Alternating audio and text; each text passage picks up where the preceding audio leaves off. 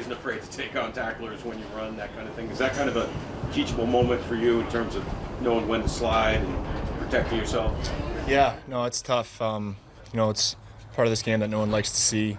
I feel for Trevor and his family, and I feel for Aziz too. As a former teammate, you got to understand how tough of a position that he's in as a defender and as a quarterback. I know it's crazy hearing me say that, but I get it, and it just goes to show how important it is to protect yourself and do it the right way, and to make sure that when we see those things that we know if we're put in a similar situation how we can prevent it, which is being either clear with the slide, whatever. But yeah, it sucks, it's scary, and it definitely makes you think more about how to protect yourself. When quarterback takes hits and pops back up, you're going to get hit right before you let go of the pass. Some guys kind of develop a certain PTSD after a while. What's kind of been your secret for just standing up and facing that pressure? I don't know. I just feel like I'm able to take it and able to take those hits, get back up and play the next play. I feel like I haven't had my PTSD moment yet, but yeah, no, you got to make sure that you're protecting yourself at all moments, even in one of those instances where it's after the throw, whether it's how you're falling to the ground or how you kind of twist your body to take the hit after the throw. Some of them happens naturally, some of it occurs on purpose, but definitely ways to limit injury in those certain types of situations. What do you think the biggest, maybe one or two differences have been in kind of the 2.0 version for you the last 4 weeks versus early in the season? Yeah, just not trying to do too much. Just being a little smarter with the football. Yeah, other than that, I don't think much has changed. I just feel like I've been fortunate to show some more consistency on tape. So, I guess you noticed the change in the numbers as well, the stats. Do you see noticeable difference there?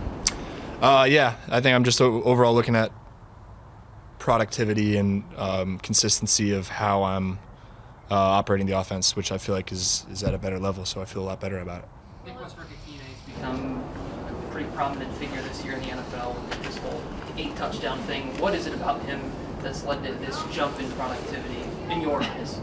Yeah, it's nothing special, and it's just a matter of him doing his job and always being in the right spot, and the product of a lot of hard work and trust that he's developed between him, the coaches, me, and everybody on this team with how he approaches his day-to-day work. So it's cool to see him enjoying the fruits of his labor, and we're not forcing him the ball by any means. We're not just trying to throw him touchdowns. It's just so happens to be he's in the right spot where we've been able to find him on some of those, and he makes the count when we come to him. So it's been a lot of fun. We're going to try to keep finding ways to get the ball. As a whole, why do you think there's such a change in consistency at times week to week from something like the Houston performance in Washington? Yeah, I don't know.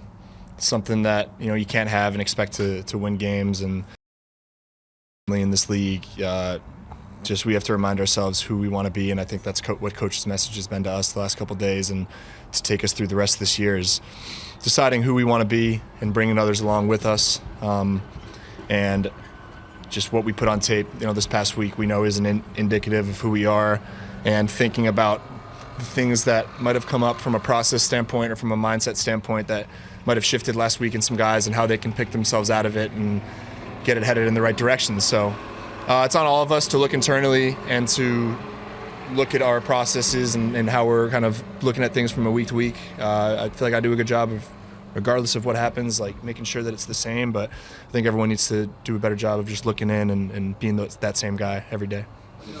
Jacksonville, do you get any sense that this one means a lot to Calvin to have a good game against the Jaguars on Sunday? For sure, yeah. No, I mean, Calvin's always looking to go out there and ball out and do what he's capable of doing, and more so obviously when it's against the team that he's played for, and guys that he knows. So, I know he's in there with the receivers going through their DBs and, how we feel like we can attack them. So that's obviously an advantage. We've got coaches who have been on the staff as well.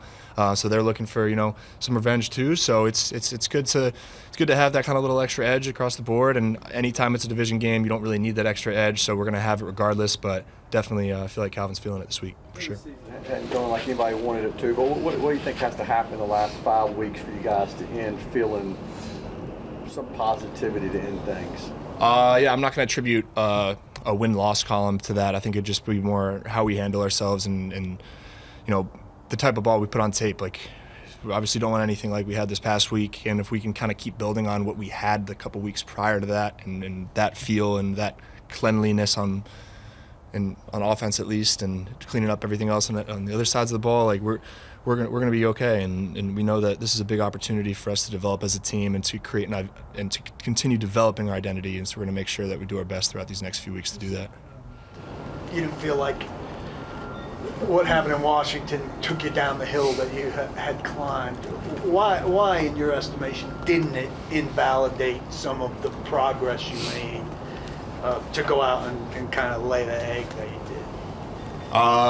No, I mean, speaking offensively, it was a weird first half. I think we only touched the ball 10 snaps before it was 28-0. So it's just like sometimes you're just sitting there in those situations like, hey, what are you going to do? All we can do is go out there and play our best ball, which I feel like we, picked ourselves up and played pretty well in that second half, and being put in that tough situation of just kind of playing drop back football and putting those guys in 5 or 6 man drop back pass mode in the O-line the entire game, and how we handled it on all phases of the offense I thought was pretty good. And but yeah, it just sucks when you feel like you didn't even have a chance to really show what we're capable of before it's 28-0. So yeah, that's why I don't feel like it was a huge thing for the offense. We knew that it was definitely on us as to why we were put in that situation, at least partially, as it is everybody. But we knew that we could move the ball on that team, and it's not like we got discouraged by the outcome.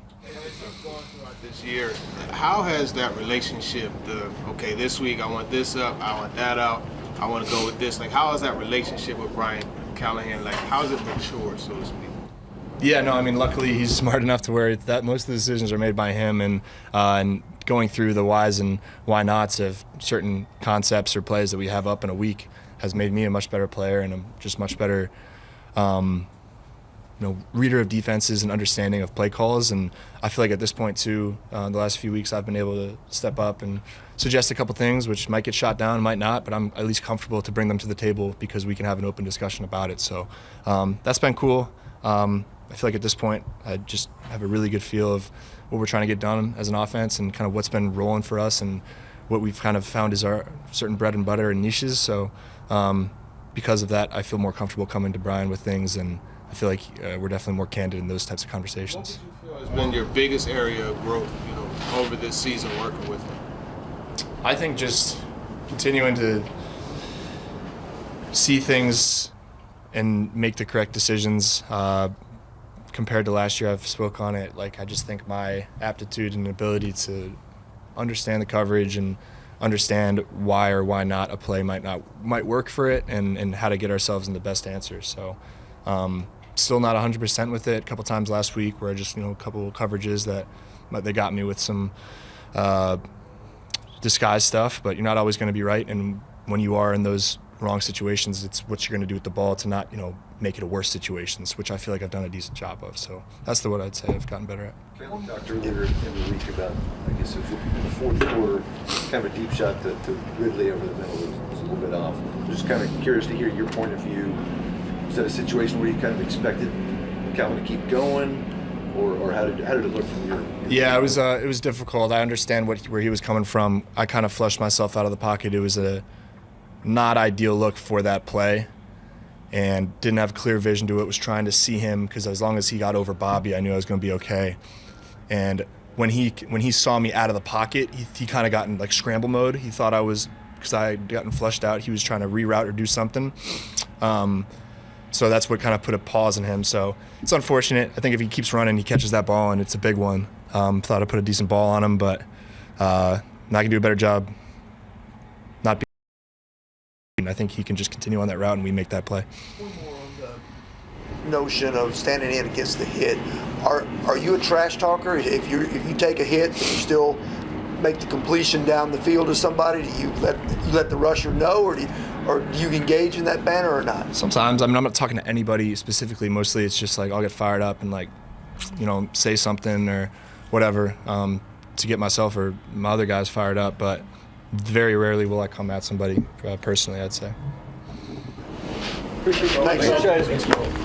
Appreciate the schedule adjustment, fellas. These tightened the day some for the players, and so in turn it makes the turnaround from walkthrough with the media to practice really tight for me. So this is helpful. I appreciate it. Really practice-wise, not a whole lot of updates. We got plenty of guys on the report. We'll see how the week progresses, but expect, feel good about most of them. But there's a couple that we're going to have to wait and see through the week how they feel by the time we get to practice. So with that, I'll let you go ahead. You have an update on Scramble?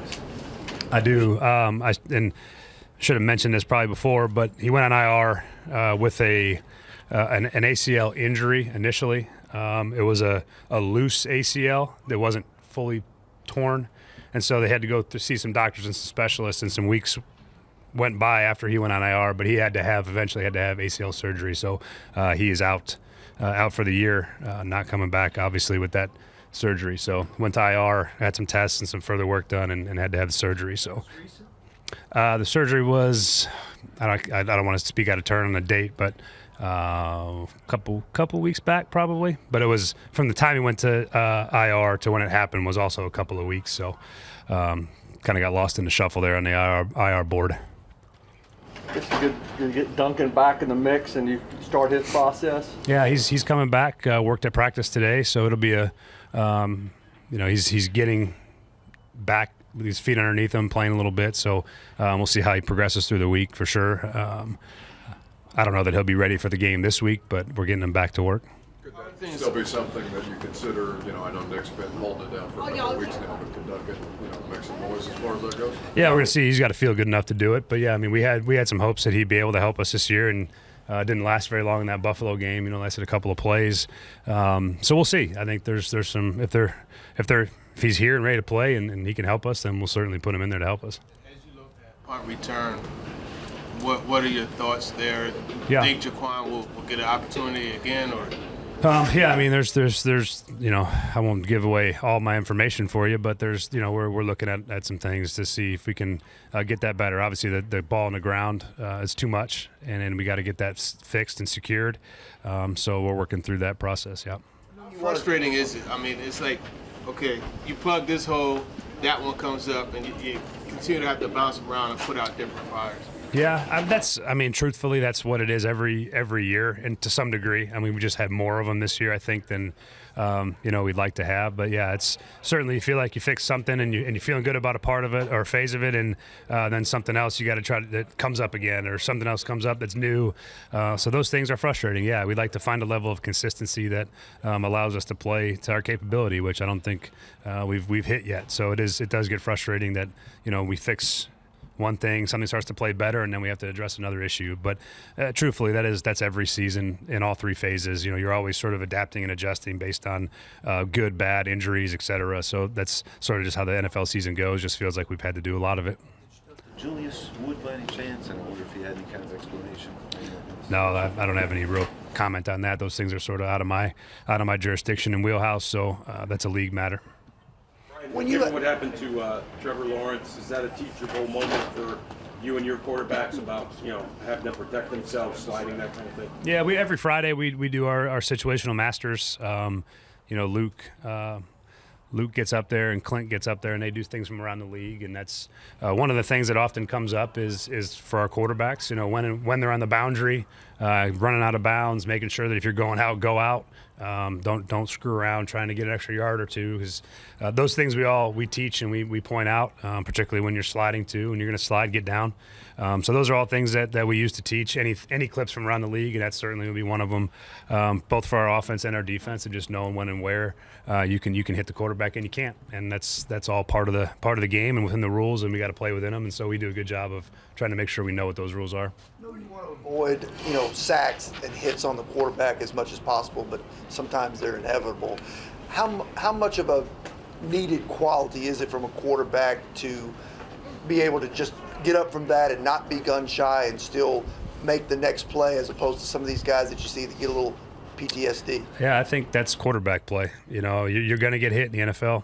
The rushers are too good. The pressures are designed to hit the quarterback, and people do a good job of getting home. And you have to be able to, as a quarterback in the league, be able to stand in the pocket and take hits and get back up. And I think that's one of the things I've been most impressed from Will is his ability and his toughness as a quarterback in the pocket. He takes hits and he pops right back up and keeps rolling, and that's impressive. And it's hard for quarterbacks to show toughness the way other guys do, and that's the one way quarterbacks can is when they take a shot and get up and make a throw. That's a big deal. Without naming names, have you ever had one that became gun shy, and what did you do about it? No, I've been fortunate to be around some pretty good ones that are pretty dang tough, and that's one of the things that they're good at. And quarterbacks in the league are going to have to stand in there, and you know, if you don't like getting hit, get rid of the ball. That's one of the things you can do. Obviously, Peyton Manning in his later years, you know, he just knew where to go with the ball, and he didn't take very many hits or sacks because he didn't want to. And so, at 38 years old, I wouldn't want to either. But he knew how to protect himself in that way. And then, really, I've never had a guy ever be gun shy before. It's just part of the position that's required to be able to stand in there. Where do you think Harold is right now in terms of ability to generate any kind of consistent pass play? Yeah, I think we need more from the whole group, pass rush wise. You know, we've had spots where it's looked good. Harold's had some production, and the idea is we need more from everybody, and that's all the guys on the defensive line. That's our pressure package, all of it.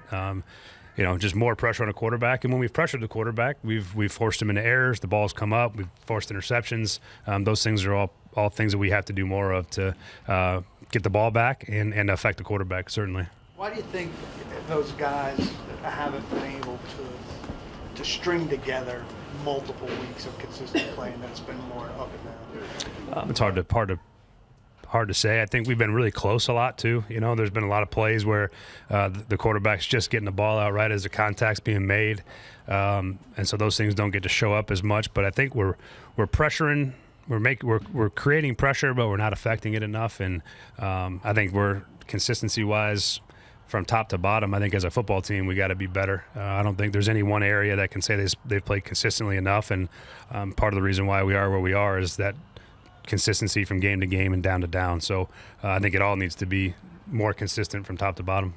With developing a young quarterback, the product we see on Sundays can look very just non-linear and up and down, and obviously you guys have experienced that with Will, but I guess behind the scenes, what are some of the most important things that you look at to make sure a guy is on the right track, and what are maybe some of those things for Will? That's a long answer probably, but in general, looking for guys to be, you know, consistent in the approach, their week to week routine, how they practice. That's a big part of what it looks like, the consistency in practice. And then you're going to look at, you know, when we're making mistakes, are we learning from them? Is there repeat mistakes? Are we repeating things that we've talked about multiple times? And the cool thing right now for Will is that as we've corrected things, he's corrected them, and that's been really, really fun to watch as he's made adjustments from game to game. Sometimes even from in the game, you know, made an adjustment to a coverage or a read, and that part's been good to see. And that's generally what you're looking for in a very overarching term, is that may not necessarily show up exactly on Sunday, or your performance. You might not always be having a great performance because a lot of factors go into that. But the repeating of mistakes, as many as limited as you can make that's when you see growth.